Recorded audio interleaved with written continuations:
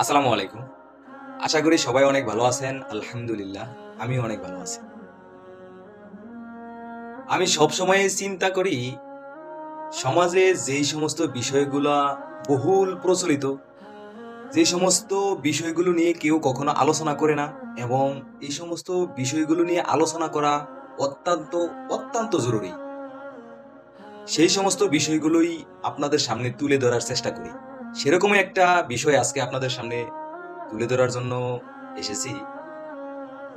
বিষয়টা হলো আমরা আমাদের স্ত্রী বলি, বউ বলি, প্রেমিকা বলি বা প্রিয় মানুষ বলি, যাই বলি না কেন, এরা হলো আমাদের দামি জিনিস, পার্সোনাল জিনিস এবং একান্তই ব্যক্তিগত সম্পদ।